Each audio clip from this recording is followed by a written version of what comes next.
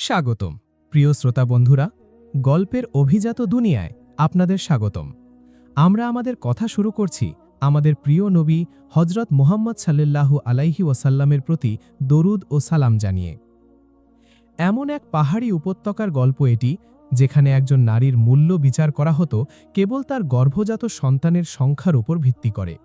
সেখানে লতিকা নামের এক নারী তার হৃদয়ে একরাশ গল্পের বাগান লালন করত, যা অন্য কারোর চোখে পড়ত না।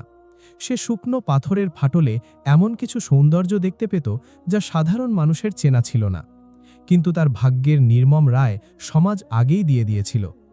এমন এক রায় যা তাকে জীবনের দেয়ালের ওপারে ছুঁড়ে ফেলে দিয়ে পাহাড়ি ঢালের মাঝে একা দাঁড় করিয়ে দেবে। সে জানত না যে পাহাড়ের হিমেল বাতাসের চেয়েও আকাশচুম্বী নীরবতা আর মানুষের হৃদয়ের কঠোরতা কতটা ভয়ঙ্কর। সেদিন সূর্য ছিল আগুনের চাবুকের মতো, যা মাইলের পর মাইল পাথুরে ঢালকে দগ্ধ করছিল। শুষ্ক বাতাস পাথরের ওপর দিয়ে কেঁপে কেঁপে বয়ে যাচ্ছিল, যেন এক মরীচিকার জাল বুনছিল যা মিথ্যে সবুজের প্রতিশ্রুতি দেয়। সেই প্রাণান্তকর গরমে লতিকা তার মাটির ঘরের দেয়ালে পিঠ ঠেকিয়ে দাঁড়িয়েছিল। সেই দেয়াল যা গত ২২ বছর ধরে তার ঘাম আর নীরব হাহাকারের সাক্ষী। সে অপেক্ষা করছিল, অপেক্ষা করা যেন তার জীবনের অবিচ্ছেদ্য অংশ হয়ে গিয়েছিল। সে এক সন্তানের অপেক্ষায় ছিল যা কখনো আসেনি, একটি মায়ার শব্দের অপেক্ষায় ছিল যা কখনো কেউ তাকে বলেনি।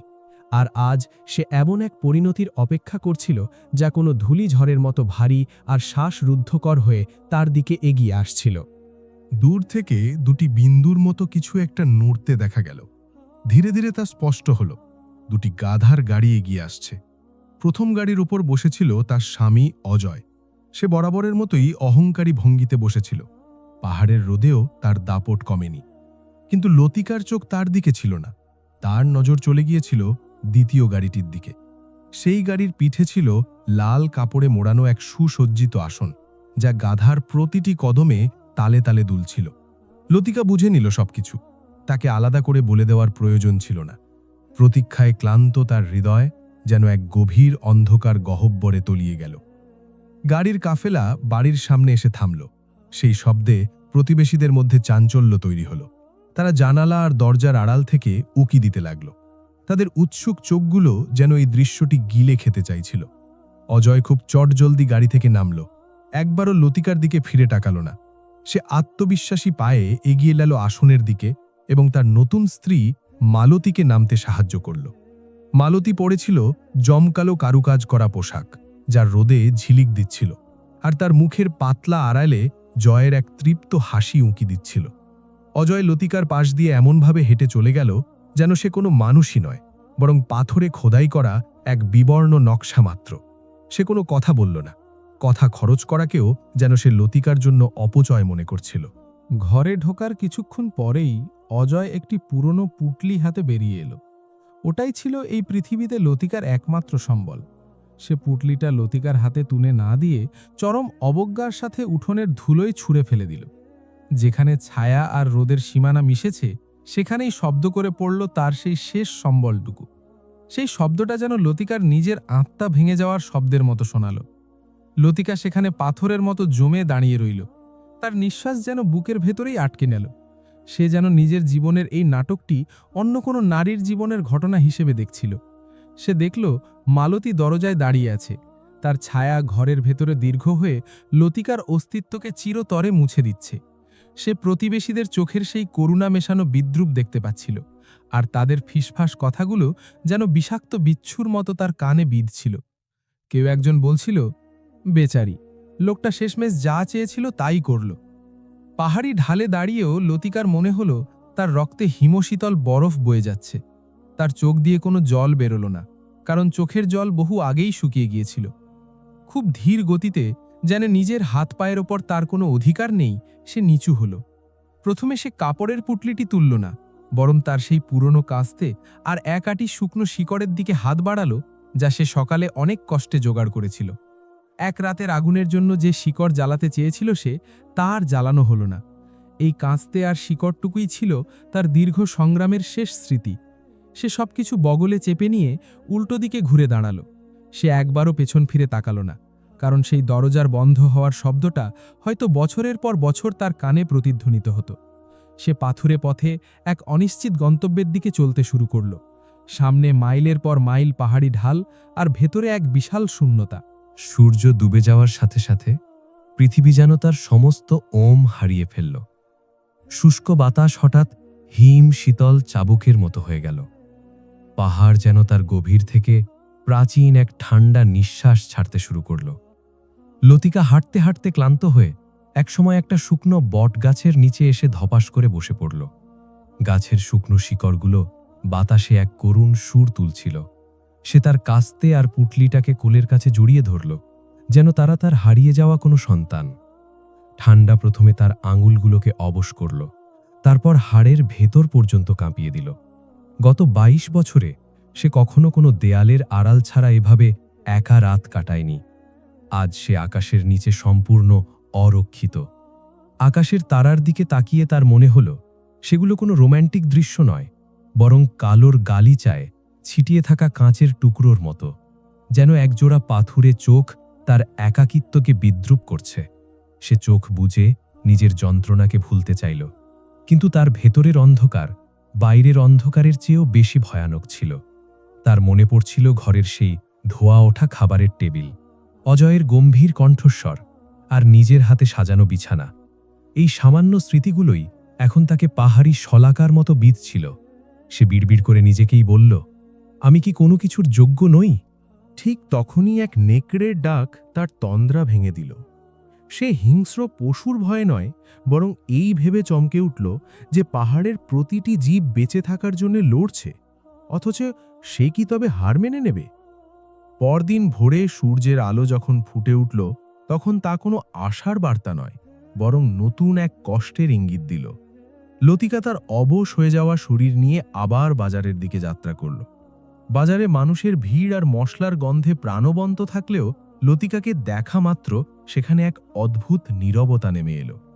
সে যেখানে শিকড় বিক্রি করত, সেখানে অন্য একজন তার জায়গা দখল করে নিয়েছে। কেউ তাকে জায়গা দিল না।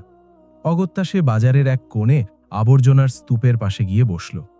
সেখানে তার দীর্ঘদিনের পরিচিত ক্রেতা নারীরাও তার পাশ দিয়ে এমনভাবে চলে যাচ্ছিল যেন তাকে দেখতেই পাচ্ছে না। কেউ কেউ তো এমনভাবে নিজেদের পোশাক গুটিয়ে নিচ্ছিল যেন লতিকার অস্তিত্ব স্পর্শ করলে তারাও অপবিত্র হয়ে যাবে। বাজারের দুষ্টু ছোট ছেলেরা দূর থেকে তাকে লক্ষ্য করে বলতে শুরু করল, ভাঙা শিকড়, ভাঙা শিকড়। এই শব্দটি লতিকার কানে কোনো ধুলো পড়া ক্ষতের ওপর লবণের ছিটের মতো বিঁধছিল। সে দেখল অজয় দম্ভের সাথে বাজারের বুক চিড়ে হেঁটে যাচ্ছে। অজয় যখন তাকে সেই নোংরা কোণে বসে থাকতে দেখল, তার চোখে ফুটে উঠল এক পৈশাচিক তৃপ্তির হাসি। অজয় যেন বলতে চাইছিল, এটাই তোমার আসল জায়গা। লতিকা আর বাজারে ফিরল না। সে গ্রামের প্রান্তে এক পরিত্যক্ত কুঁড়েঘরে নিজের ঠিকানা খুঁজে নিল। সেখানে সে খুব ভোরে একা পাহাড়ে চলে যেত শিকড় সংগ্রহ করতে, শুধু নিজের মনের আওয়াজগুলো বন্ধ করতে। এক রাতে যখন খিদের জ্বালায় সে দিশেহারা, তখন সে নিজের সেই কাস্তের দিকে তাকালো। সে ভাবল যে কাস্তে দিয়ে সে হাজারো শিকড় কেটেছে, তা দিয়ে কি নিজের এই কষ্টের জীবনের শেষ করে দিতে পারে না? সে কাস্তেটি হাতে তুলে নিল, কিন্তু ঠিক তখনই তার মনে পড়ল তার মায়ের কথা। সেই মমতাময়ী মায়ের মুখ, যে লতিকার জ্বর হলে রাত জেগে তার মাথায় জলপট্টি দিয়ে সেবা করত। মায়ের সেই কথাটি তার কানে বাজল, যতক্ষণ শ্বাস আছে জানবে এর পেছনে আল্লাহর কোনো না কোনো রহস্য আছে, কখনো হার মেনো না। লতিকা কাস্তেটি ফেলে দিয়ে কান্নায় ভেঙে পড়ল।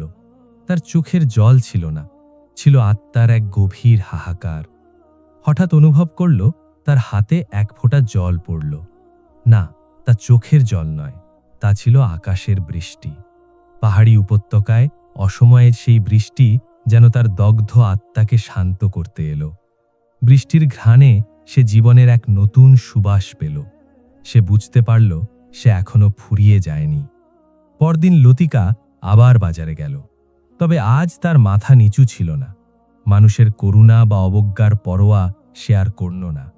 সে তার সেই একাকী কোণেই বসল, কিন্তু তার চোখে ছিল এক অজেয় প্রশান্তি। যে মানুষ নিজের জীবনের চরম অন্ধকারের মুখোমুখি দাঁড়িয়ে ফিরে এসেছে, পৃথিবীর কোনো তুচ্ছ ঘৃণা তাকে আর টলাতে পারবে না। সে তার শুকনো শিকড়গুলো গুছিয়ে নিয়ে বসল, তার মনে এই বিশ্বাস নিয়ে যে প্রতিটি সূর্যোদয়ই নতুন এক বেঁচে থাকার লড়াইয়ের সূচনা মাত্র। পাহাড়ের সেই ভয়ঙ্কর রাতের পর লতিকা নিজের আত্মার চারপাশে যে শক্ত দেওয়াল তৈরি করেছিল, মানুষের অবজ্ঞা আর বিদ্রূপ এখন সেখানে কেবল দূরের কোনো টোকা দেওয়ার মতো শোনাত। দুপুর ঘনিয়ে আসছিল এবং সূর্যের তেজ তীব্রতর হচ্ছিল, কিন্তু বরাবরের মতোই কেউ তার কাছে এলো না। যখন সে যান্ত্রিকভাবে তার শিকড়গুলো গোছাচ্ছিল, তখন তার হাত থেকে একটি ছোট আঁকাবাঁকা পাথরের টুকরো পড়ে গেল। টুকরোটি এমনভাবে ফাটা ছিল যে দেখতে ঠিক একজন কুঁজো বৃদ্ধের মতো লাগছিল, যাকে সময় নুইয়ে দিয়েছে। ধুলো মাখা মাটিতে টুকরোটি গড়িয়ে গেল। সে যখন সেটি কুড়াতে নিচু হল, তখন অন্য একটি হাত তার আগেই সেটি তুলে নিল। লতিকা চোখ তুলে তাকাল। তার সামনে শান্ত চেহারার এক মধ্যবয়সী ব্যক্তি দাঁড়িয়েছিল। তার পোশাক ছিল অতি সাধারণ এবং তাতে পাথরের গুঁড়ো লেগেছিল। তার চোখে এমন এক গভীরতা আর স্থিরতা ছিল যা লতিকা গ্রামের অন্য পুরুষদের চোখে দেখেনি। সে ছিল সুরেন, পাথর খোদাইকার। লতিকা তাকে আগে খুব একটা দেখেনি, কারণ তার কারখানাটি বাজারের অন্য প্রান্তে ছিল এবং সে খুব অল্প কথা বলত। সুরেন তার লম্বা আর খসখসে আঙুল দিয়ে টুকরোটি ঘুরিয়ে ফিরিয়ে দেখছিল, যেন কোনো প্রিয় বই পড়ছে। সে দাম নিয়ে কোনো দরাদরি করল না, কিংবা লতিকার দিকে করুণা বা কৌতূহল নিয়ে তাকাল না। সে কেবল শান্ত গভীর কণ্ঠে বলল, এই পাথরটির একটি গল্প আছে, এর দাম কত? বাড়ি ছাড়ার পর এই প্রথম কেউ লতিকার সাথে এত স্বাভাবিকভাবে কথা বলল। লতিকা তোতলাতে লাগল।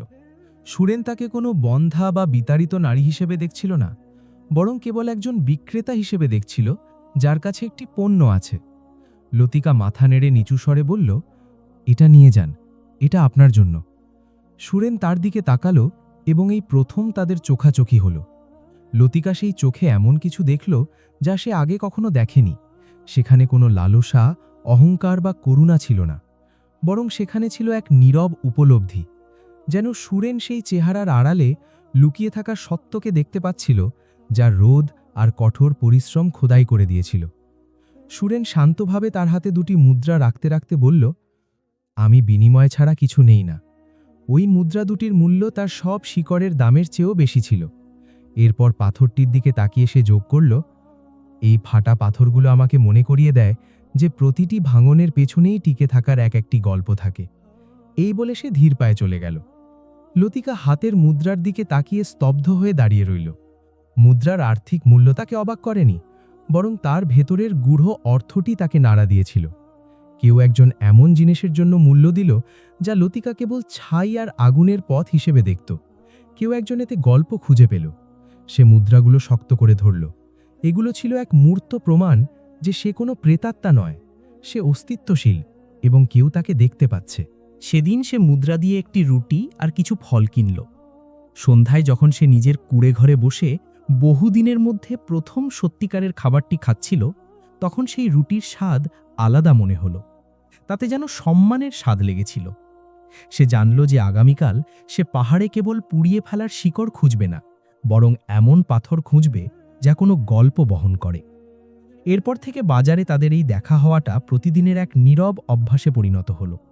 লতিকা সকালের অনেকটা সময় সেই বন্ধা জমিতে কাটাত, কিন্তু তার চোখ এখন বড় পাথরের খোঁজ করত না, বরং সবচেয়ে অদ্ভুত আর অনন্য ফাটা টুকরোগুলোর খোঁজ করত।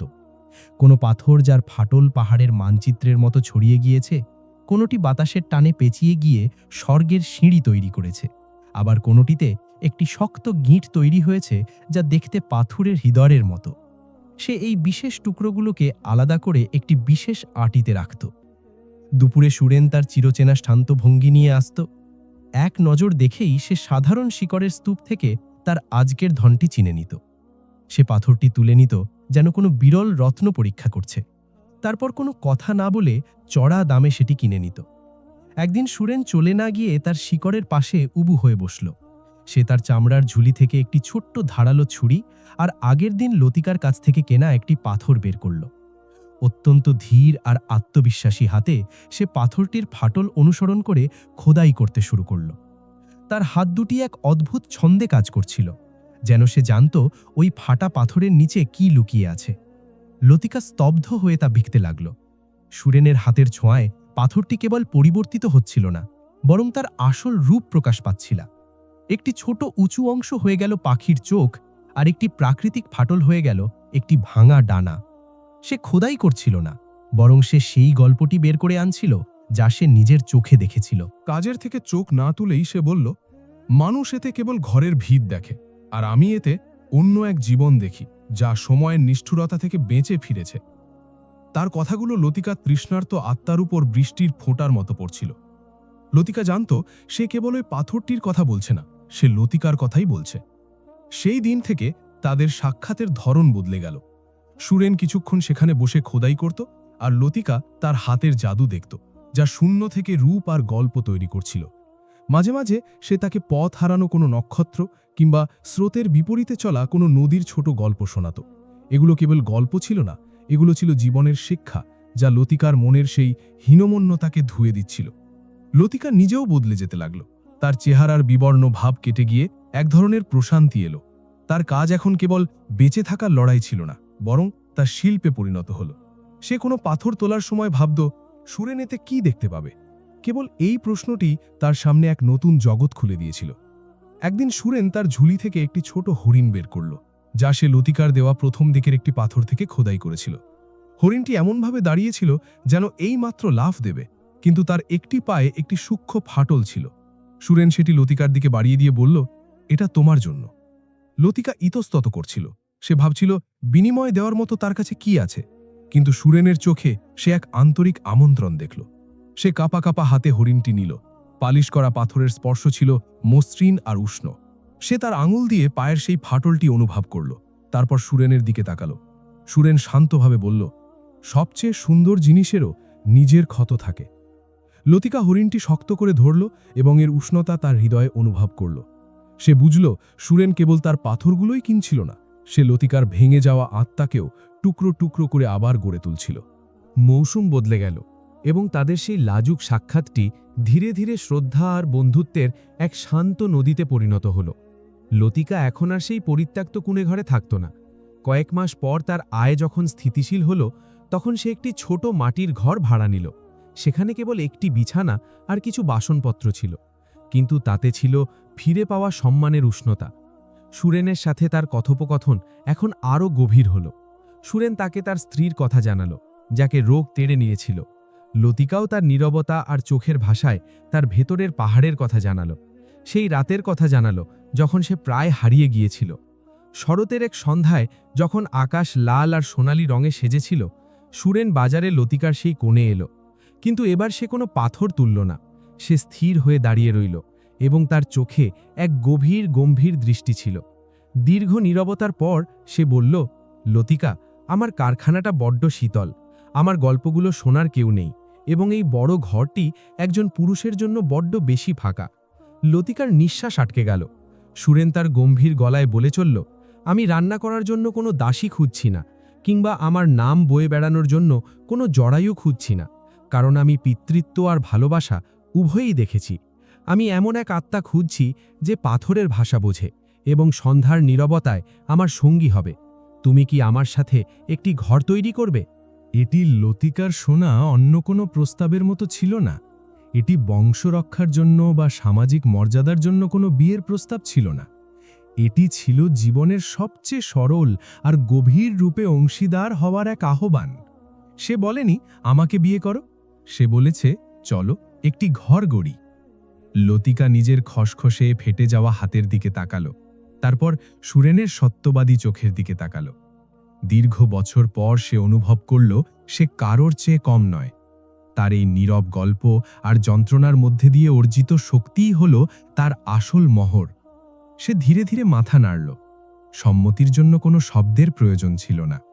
তাদের বিয়েটা তাদের ব্যক্তিত্বের মতোই শান্ত ছিল। প্রতিবেশী দু একজন সাক্ষী নিয়ে এক সাধারণ অনুষ্ঠান হল। লতিকা যখন প্রথম সুরেনের বাড়ির চৌকাঠে পা রাখল, তার মনে হল না সে কোনো পর পুরুষের বাড়িতে ঢুকছে, বরং তার মনে হল সে এমন এক স্বদেশে ফিরছে যার অস্তিত্বের কথা সে জানতই না। বাড়ির সামনের অংশটি ছিল একটি বড় কারখানা, যেখান থেকে পাথরের সুগন্ধ আসছিল। পেছনে ছিল সাধারণ কিন্তু উষ্ণ ঘর। দেয়ালে সুরেনের তৈরি পাথরের মূর্তিগুলো সাজানো ছিল। প্রতিটি যেন এক একটি গল্প বলছিল। সেদিন রাতে তাদের মাঝে কোনো রেশমি পোশাক বা জাঁকজমক ছিল না। তারা একটি পাথরের সোফায় বসে পুদিনা চা খাচ্ছিল, আর আগুনের শিখায় লতিকা সংগৃহীত শিকড়গুলো পুড়ে চারপাশকে উষ্ণ আর আলোকিত করছিল। তাদের নীরবতাই ছিল অর্থে ভরপুর।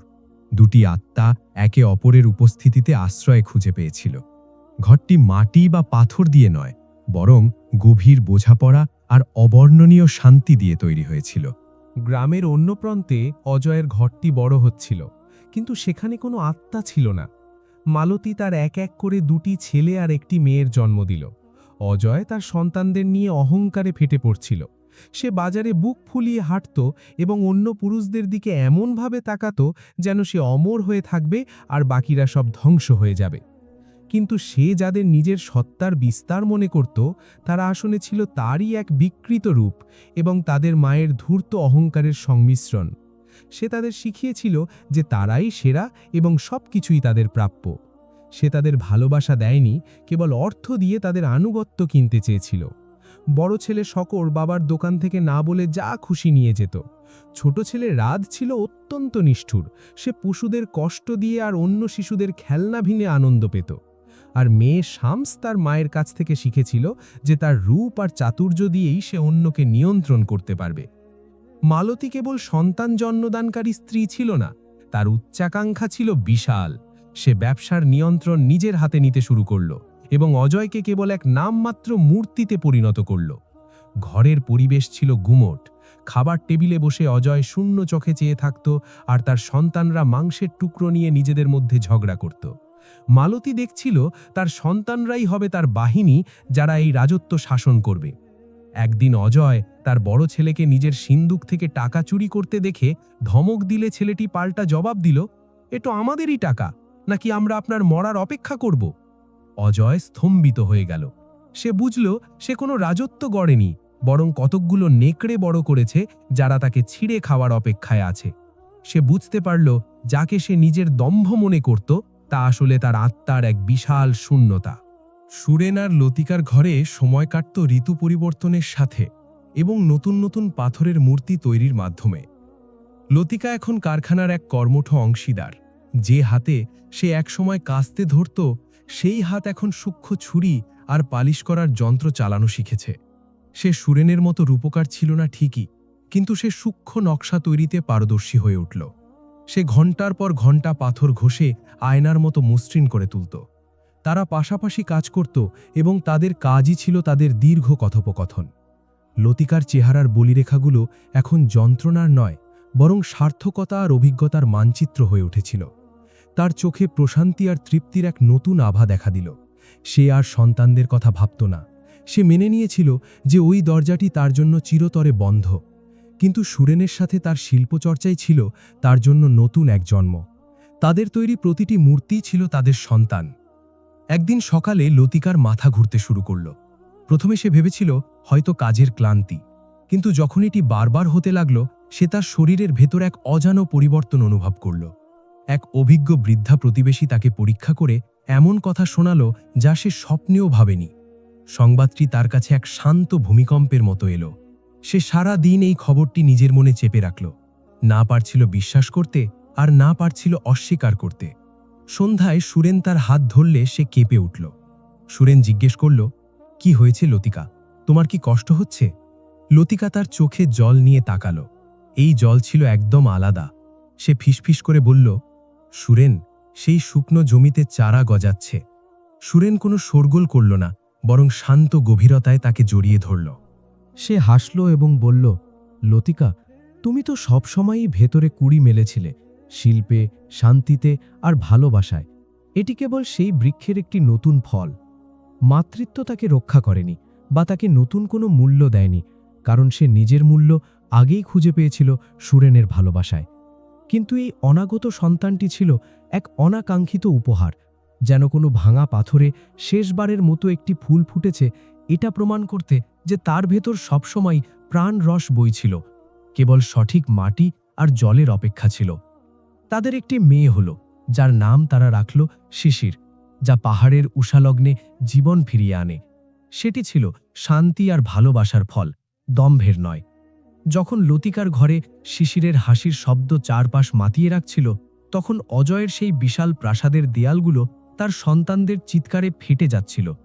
অজয় বুঝতে পারল সে আসলে এক পাহাড় চাষ করেছিল, যার ফল এখন তাকেই দংশন করছে। মালতী আর তার সন্তানরা তাকে সরিয়ে দিয়ে নিজেদের রাজত্ব কায়েম করছিল।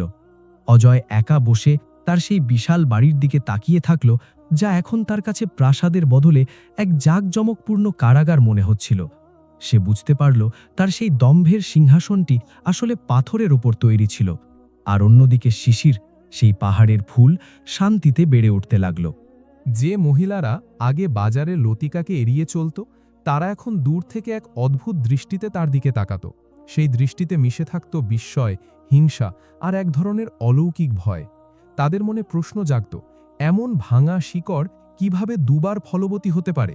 এটি ছিল এক নীরব স্বর্গীয় ঘোষণা যে তারা ভুল ছিল এবং তাদের বিচার ছিল অত্যন্ত অন্যায়। লতিকা এখন আর তাদের কথায় কান দিত না।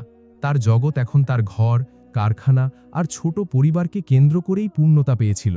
সেখানে অন্যদের বিচারের কোনো স্থান ছিল না। অন্যদিকে অজয়ের কাছে এই খবরটি একটি বিষাক্ত তীরের মতো এলো, যা তাকে মরণ আঘাত করল। সে যখন নিজের বাড়ির আঙিনায় বসে ঘরে তার দুই ছেলের ঝগড়া আর চিৎকার শুনছিল, তখন এক আত্মীয় পরচর্চা করার ছলে তাকে খবরটি দিল। অজয় স্তব্ধ হয়ে গেল। লতিকা, যাকে সে বন্ধা জমি বলে তাড়িয়ে দিয়েছিল, তার এখন মেয়ের পর ছেলেও হয়েছে। তার নিজের উর্বর জমি কেবল কাঁটা আর জহুদ অর্থাৎ অকৃতজ্ঞতা জন্ম দিচ্ছিল, অথচ সেই তথাকথিত শুকনো জমি বারবার ফল দিচ্ছে। অজয়ের বুকে প্রচণ্ড কষ্ট অনুভূত হল। সে খাঁচায় বন্দি নেকড়ের মতো আঙিনায় পায়চারি করতে লাগল। এটি কেবল সন্তানের জন্য হিংসা ছিল না, বরং এক ভয়ঙ্কর উপলব্ধি ছিল যে তার জীবনের প্রতিটি সিদ্ধান্ত ভুল ছিল এবং ভাগ্য তার অহংকার নিয়ে উপহাস করছে। সে বুঝতে পারল সে এমন এক মূল্যবান কিছু হারিয়েছে যার কদর সে আগে বোঝেনি, আর এখন অনেক দেরি হয়ে গিয়েছে। সে এক মুঠো ধুলো নিয়ে হাত দিয়ে পিষতে লাগল। তার বিশাল বাড়িটি আজ ওমহীন আর শূন্য ঠেকছিল, আর সে কল্পনা করছিল সেই খোদাইকারের ছোট বাড়িটি যা আজ জীবন আর হাসিতে ভরপুর। প্রথমবার অজয় নিজের ক্ষমতা, নাম আর উত্তরাধিকার নিয়ে সন্দেহে পড়ে গেল। মালতী জানত তার লক্ষ্য অর্জিত হতে চলেছে। অজয়ের ক্রমবর্ধমান অক্ষমতা আর পরাজয়ের গ্লানিই ছিল সেই উর্বর ভূমি যেখানে মালতিকার শেষ চালের বীজ বপন করল। এখন আর গোপন চালের প্রয়োজন ছিল না। মোক্ষম আঘাত হানার সময় এসে গিয়েছিল। সে কয়েকদিন ধরে লক্ষ্য করল অজয় কিভাবে আঙিনায় শূন্য দৃষ্টিতে চেয়ে থাকে। তার ওজন কমছে এবং চুল দ্রুত পেকে যাচ্ছে। নিজের ছেলেদের তুচ্ছ কারণে মারামারি করতে দেখে অজয়ের চোখে যে গভীর হতাশা থাকত, তা দেখে মালতী বুঝল তার অহংকারের দুর্গ ভেতর থেকে ভেঙে পড়েছে। এখন কেবল ধ্বংসাবশেষ দখল করার পালা। এক রাতে যখন ছোট ছেলে রাত বাজারের এক বড় ব্যবসায়ীর সাথে ঝগড়া করে এক কলঙ্কজনক পরিস্থিতির সৃষ্টি করল, তখন মালতী সেখানে গিয়ে কঠোরভাবে সব সামাল দিল। এরপর সে অন্ধকার ঘরে একা বসে থাকা অজয়ের সামনে গিয়ে বসল। তার কণ্ঠস্বর ছিল ছুরির ফলার মতো ধারালো। সে বলল, দেখলে তো অজয়, তুমি এখন নিজের নামটুকুও রক্ষা করতে পারছো না। তোমার ছেলেরা তোমার উত্তরাধিকার ছিঁড়ে টুকরো টুকরো করছে, আর তুমি অসহায় হয়ে দাঁড়িয়ে আছো। অজয়ের ক্লান্তিতে দীর্ঘশ্বাস ফেলল। তর্ক করার শক্তি তার ছিল না। সে পরাজিত কণ্ঠে বলল, আমি কি করব? ওরা তো বিদ্রোহী হয়ে গিয়েছে। ঠিক এই মুহূর্তে মালতী তার শেষ কার্ডটি খেলল। সে একটু ঝুঁকে মায়াবী সুরে বলল, তোমার এখন বিশ্রামের প্রয়োজন। তুমি অনেক কাজ করেছ। কেন তুমি ব্যবসার ভার আনুষ্ঠানিকভাবে আমার হাতে দিচ্ছ না? আমি সব সামলাব, ছেলেদের নিয়ন্ত্রণে রাখব এবং এই বাড়ির সম্মান ফিরিয়ে আনব। আর তুমি বিশ্রাম করবে। তুমি হবে সেই রাজা যে সিংহাসনে বসে থাকবে আর রাজত্ব চলবে তোমার নামে। এই কথাগুলো অজয়ের আহত অহংকারে মধুর মতো লাগল। সে কল্পনা করল সব ঝামেলা থেকে মুক্তি পেয়ে রাজকীয় সম্মানে বসে থাকার দৃশ্য। তার মতো একজন ভেঙে পড়া মানুষের পক্ষে এই প্রস্তাব ফিরিয়ে দেওয়া সম্ভব ছিল না। সে বুঝতে পারল না তার জন্য কি ফাঁদ পাতা হয়েছে। পরদিন মালতী বাজারের বড় বড় ব্যবসায়ী আর শ্রমিকদের সামনে দাঁড়াল। অজয় তার পাশে নিজের ছায়ার মতো ফ্যাকাশে আর নিস্তব্ধ হয়ে দাঁড়িয়েছিল। মালতী উচ্চকণ্ঠে ঘোষণা করল যে তার স্বামী এখন বিশ্রাম নেবেন এবং তার স্ত্রী ও উত্তরাধিকারীদের মা হিসেবে সে এখন থেকে সব ব্যবসা পরিচালনা করবে। উপস্থিত পুরুষরা কুঁকড়ে যাওয়া অজয় আর দর্পভরে দাঁড়িয়ে থাকা মালতীর দিকে তাকিয়েই বুঝে নিল যে আসল ক্ষমতা এখন কার হাতে। সেটি ছিল মালতীর নতুন রানী হিসেবে আনুষ্ঠানিক অভিষেকের মুহূর্ত। বাড়িতে ফিরে মালতীর প্রথম কাজই ছিল অর্থের ওপর নিয়ন্ত্রণ নেওয়া। সে সিন্দুকের সব চাবি কেড়ে নিল এবং সব আয় সরাসরি তার কাছে আসার ব্যবস্থা করল। পরিস্থিতি এমন হল যে অজয়কে এখন তার নিজের হাত খরচের জন্য মালতীর কাছে হাত পাততে হতো, ঠিক তার ছেলেদের মতো। এরপর মালতী তার জন্ম দেওয়া নেকড়েদের বশ করতে শুরু করল। সে শক্তির বদলে অর্থ আর ক্ষমতার টোপ ব্যবহার করল। সে শকরকে বলল, ঘোড়া আর টাকা চাও, তবে আমার অধীনে কাজ করো, আমার কথা শোনো, বিদ্রোহ করলে সব বন্ধ করে দেব। রাদের ক্ষেত্রেও সে একই কাজ করল। তার হিংস্রতাকে সে পাওনাদার আর প্রতিযোগীদের ভয় দেখানোর কাজে ব্যবহার করল। এক ঝটকায় মালতী ব্যবসা, সন্তান এবং এমনকি তার স্বামীকেও নিজের কবজায় নিয়ে এলো। অজয় তার নিজের প্রাসাদে এক স্বর্ণখচিত বন্দীতে পরিণত হল, নামমাত্র রাজা, যার রাজত্ব আসলে অন্য কারো। অজয়ের পতন দ্রুততর হল। এটি কেবল শারীরিক পতন ছিল না, বরং আত্মার মৃত্যু ছিল। যে মানুষটি তার হীনমন্যতাকে অহংকার আর নিয়ন্ত্রণের মুখোশ দিয়ে ঢেকে রাখত, সে আজ মুখোশহীন হয়ে নিজের আর পৃথিবীর সামনে একা দাঁড়িয়ে গেল। সে সারা দিন আঙিনায় বসে শূন্যতায় তাকিয়ে থাকত। বাজারে যাওয়ার সাহস তার ছিল না, কারণ সে জানত লোকে তাকে এখন ক্ষমতাচ্যুত রাজা হিসেবে দেখে। মালতীর কঠোর আদেশ আর ছেলেদের দাবার গুটির মতো চালিত হওয়ার শব্দ তাকে মনে করিয়ে দিত যে সে তার নিজের বাড়িতেই এক প্রেতাত্মা। ধীরে ধীরে তার শরীরও ভেঙে পড়ল। একদিন চেয়ার থেকে উঠতে গিয়ে সে পড়ে গেল এবং তারপর থেকে আর কোনোদিন নিজের পায়ে দাঁড়াতে পারল না। এক রহস্যময় ব্যাধি তাকে বিছানায় বন্দী করে ফেলল। মালতী তার অসুস্থতাকে খুব পেশাদার শীতলতার সাথে সামলাল। সে ডাক্তার আর চাকরের ব্যবস্থা করল, কিন্তু অজয় যা চেয়েছিল তা দিল না। তা হলো মমতা। মালতী দিনে একবার দরজায় দাঁড়িয়ে চাকরের কাছে তার খোঁজ নিয়ে চলে যেত। সে অজয়ের পাশে বসত না, তার হাত ধরত না। অজয় যেন এক পুরনো আসবাব হয়ে গেল, যার মৃত্যু পর্যন্ত তাকে শুধু রক্ষণাবেক্ষণ করতে হবে। তার ছেলেরা তার ঘরের পাশ দিয়ে যেত, কিন্তু একবারও উঁকি দিয়ে দেখত না। এক সন্ধ্যায় অজয় শুনতে পেল বাইরে শকর তার এক সফল ব্যবসার কথা বলে মালতীর কাছে প্রশংসা পাচ্ছে। তারা ভবিষ্যৎ নিয়ে, ব্যবসা বাড়ানো নিয়ে কথা বলছিল, কিন্তু একবারও অজয়ের নাম উচ্চারণ করল না। সেই মুহূর্তে অজয় পরিষ্কার বুঝতে পারল যে সে আসলে মরে গিয়েছে। তার শরীর শ্বাস নিলেও বাবা, স্বামী বা সম্মানী ব্যক্তি হিসেবে সে অনেক আগেই কবরস্থ হয়ে গেছে। সে দেয়ালে টোকা দিয়ে তাদের মনে করিয়ে দিতে চাইল যে সে এখনও বেঁচে আছে, কিন্তু তার হাত তোলার শক্তিটুকুও ছিল না। তার চোখ দিয়ে এক ফোঁটা তপ্ত অশ্রু গড়িয়ে বালিশে মিশে গেল। এটি শারীরিক যন্ত্রণার অশ্রু ছিল না, এটি ছিল অনুশোচনা, একাকিত্ব আর বিশ্বাসঘাতকতার অশ্রু। সে জানালার বাইরের অন্ধকারের দিকে তাকিয়ে রইল। সে নিজের অক্ষম শরীর, নিজের ঘর আর নিজের জীবনের কাছে এক বন্দী হয়ে গেল। সে ছিল সেই রাজা যে নিজের হাতে প্রাসাদ গড়েছিল, আর আজ সেই প্রাসাদেরই এক অন্ধকার কুঠুরিতে সে বন্দী। সেই বিলাসবহুল কারাগার থেকে কয়েক কদম দূরে জীবন এক অন্য রূপ নিচ্ছিল। লতিকা আর সুরেনের ঘরে শিশির আর পাথর বড় হতে লাগল। তাদের শৈশব অজয়ের সন্তানদের মতো বিলাসিতার ছিল না, বরং ছিল ভালোবাসা আর সৃজনশীলতার। শিশির তার বাবার হাতে হাত রেখে খোদাই করা শিখত, আর পাথর তার মায়ের পাশে বসে পাথরের গুঁড়ো নিয়ে খেলত।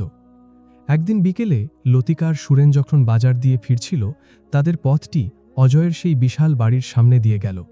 সেই বাড়িটি ছিল লতিকার যন্ত্রণাদায়ক অতীতের এক স্মৃতিস্তম্ভ। অজয় তখন জানালার পাশে বসে বাইরের জগৎ দেখছিল। এটিই ছিল তার একমাত্র বিনোদন আর বড় কারাগার। সে দেখল এক দম্পতি তাদের সন্তানদের নিয়ে পরম শান্তিতে হেঁটে যাচ্ছে, এমন এক সুখী পরিবারের দৃশ্য যা সে সারা জীবন চেয়েও পায়নি। সে ঝাপসা চোখে ভালো করে তাকিয়ে চিনতে পারল সেটি লতিকা। কিন্তু এ তো সেই ভেঙে পড়া কুজো লতিকা নয়। সে আজ সোজা হয়ে দাঁড়িয়ে আছে, তার মুখে এক স্বর্গীয় প্রশান্তি। লতিকা হঠাৎ জানালার দিকে তাকালো এবং ধুলোমাখা কাচের ওপাশ থেকে তাদের চোখাচোখি হল। মুহূর্তের জন্য সময় থমকে গেল। সেই দৃষ্টিতে কোনো প্রতিহিংসা বা ঘৃণা ছিল না, বরং ছিল এক গভীর শান্তি, এমন এক নারীর শান্তি যে নিজের অতীতের সাথে সন্ধি করেছে এবং তার ক্ষত সারিয়ে তুলেছে। অজয়ের অস্তিত্ব তার জীবনে আজ মূল্যহীন। লতিকা সেখানে কোনো অহংকারী পুরুষকে দেখল না, বরং দেখল এক পরাজিত দুর্বল কঙ্কালকে। সে বুঝতে পারল সে কেবল সেরে ওঠেনি, সে আজ সম্পূর্ণ মুক্ত। সে পরম মমতায় তার মেয়ের মাথায় হাত রেখে ধীর পায়ে এগিয়ে চলল, আর অজয় অপলক দৃষ্টিতে সেই শূন্যতার দিকে তাকিয়ে রইল যা তারা পেছনে ফেলে গেছে। অজয় প্রথমবার বুঝতে পারল যে পাহাড়কে সে ভয় পেত তা লতিকার গর্ভে ছিল না, বরং তা চিরকাল অজয়ের নিজের আত্মাতেই ছিল। কয়েকদিন পর লতিকা তার সেই পুরনো কাস্তেটি হাতে নিল, যেটি নিয়ে সে ঘর থেকে বিতাড়িত হয়েছিল। সে সেটির দিকে তাকিয়ে দেখল কিভাবে এই কাঠের হাতল তার ঘাম আর যন্ত্রণায় ভেজেছিল। সে সুরেনকে ডেকে কাস্তিটি দেখিয়ে বলল, দেখো, এটি একদিন আমার সবটুকু সম্বল আর আমার অভিশাপ ছিল। সুরেন কাস্তেটি হাতে নিয়ে পরম মমতায় বলল, আজ এটি তোমার এক মহান গল্পের অংশ। তুমি জীবনের ভাঙা পাথর দিয়ে নিজেকে এক অনন্য শিল্প হিসাবে গড়ে তুলেছ। সুরেন কাস্তেটি ফেলল না, বরং কারখানার প্রধান দেয়ালে সবচেয়ে সুন্দর মূর্তির পাশে সেটি টাঙিয়ে দিল। এটি এখন আর কষ্টের হাতিয়ার নয়, বরং যন্ত্রণা থেকে শক্তিতে রূপান্তরের এক শিল্পকর্ম। অজয় তার একাকিত্বের কূপে আরও তলিয়ে গেল। সে এখন হ্যালুসিনেশন বা বিভ্রম দেখত। সে স্বপ্নে লতিকাকে সেই শান্ত আর শক্তিশালী রূপেই দেখত। সে জ্বরের ঘোরে লতিকার নাম ধরে ডাকত, এক ডুবন্ত মানুষের মতো যে তার রক্ষাকর্তাকে ডাকছে। মালতী এই নাম শুনে ক্ষিপ্ত হয়ে উঠল। সে অজয়ের ঘরে ঢুকে চিৎকার করে বলল, আমার বাড়িতে এই নাম নেবে না, ও মরে গিয়েছে, হারিয়ে গিয়েছে। অজয় কষ্টে চোখ মেলে মালতীর রাগী চেহারার দিকে তাকালো এবং শুকনো পাতার মর্মর শব্দের মতো ক্ষীণ কণ্ঠে তার জীবনের শেষ সত্যটি উচ্চারণ করল, তুমিই হলে আসল বন্ধা, ও নয়। এটিই ছিল অজয়ের শেষ কথা। সে বুঝতে পারল বন্ধাত্ব মানে সন্তান না হওয়া নয়, বরং বন্ধাত্ব হল সেই আত্মা যাতে ভালোবাসা, দয়া আর মমতা নেই। মালতী ছিল সেই খাঁ পাহাড়ের প্রতিচ্ছবি। সেই রাতেই অজয় একা ঘরে মারা গেল, যখন মালতী টাকা গুনছিল আর তার ছেলেরা নিজেদের স্বার্থ নিয়ে ঝগড়া করছিল। তার জানাজা বড় হলো ঠিকই, কিন্তু কেউ তার জন্য মন থেকে কাঁদল না। বছরের পর বছর কেটে গেল। সুরেনের ঘরে শিশির আর পাথর বড় হল। শিশির তার বাবার মতো পাথর খোদাই না করে রং দিয়ে পাথরের ওপর চমৎকার ছবি আঁকতে শিখল। আর পাথর পাহাড়ের সব গাছপালা চিনত এবং যে কোনো শুকনো মাটিতে চারা রোপণ করে তা ফুটিয়ে তোলার এক অদ্ভুত ক্ষমতা অর্জন করল। তাদের বাড়িটি হয়ে উঠল শান্তি আর সৃজনশীলতার এক মরুদ্যান। আর অজয়ের বাড়িটি পরিণত হল এক রণক্ষেত্রে, যেখানে মালতী আর তার ছেলেরা একে অপরের শত্রুতে পরিণত হল। মালতী তার নিজের হাতে গড়া নরকে বাস করতে লাগল। বসন্তের এক সন্ধ্যায় লতিকা তার আঙিনায় বসেছিল। তার বয়স এখন 50 পেরিয়েছে, কিন্তু তার মুখে এখন বিজ্ঞতা আর প্রশান্তির সৌন্দর্য। সুরেন তার পাশে বসে পাথর খোদাই করছিল। লতিকা দিগন্তের পাহাড়ের দিকে তাকালো, যা সূর্যাস্তের আলোয় সোনালি হয়ে উঠেছে। সে এখন আর পাহাড়কে ভয় পায় না, বরং এতে এক শান্ত শক্তি দেখতে পায়। সুরেন তার হাতে হাত রেখে বলল, মনে আছে লতিকা, বলেছিলাম আসল পাহাড় তোমার গর্ভে নেই। লতিকা হেসে মাথা নাড়ল। সুরেন বলতে থাকল, আসল পাহাড় হলো সেই আত্মা যা ভালোবাসায় প্রস্ফুটিত হয় না, আর তুমি হলে আমার চেনা সবচেয়ে উর্বর ভূমি। লতিকা চোখ বন্ধ করে তার সন্তানদের হাসির শব্দ আর বাতাসের ঝিরঝির শব্দ শুনতে লাগল। সে কোনো ভাঙা পাথর ছিল না, সে ছিল পাহাড়ের সেই বৃক্ষ যা যন্ত্রণার গভীরে শেকড় চালিয়ে সব প্রতিকূলতার মাঝেও ফুল ফুটিয়েছে এবং অন্যদের ছায়া দিয়েছে। এটিই ছিল তার কাহিনী আর তার সত্যিকারের বিজয়। উপসংহার: এই গল্পটি একটি গভীর প্রশ্ন রেখে যায়, আসল পাহাড় কোথায়? নারীর জরায়ুতে, যা সন্তান জন্ম দেয় না, নাকি সেই আত্মায় যা ভালোবাসা আর মমতা চেনে না? প্রিয় দর্শক, আপনার কি মনে হয় এই কাহিনীতে আসল পাহাড়ের প্রতিচ্ছবি কে ছিল? আপনার মতামত কমেন্টে জানান। ধন্যবাদ।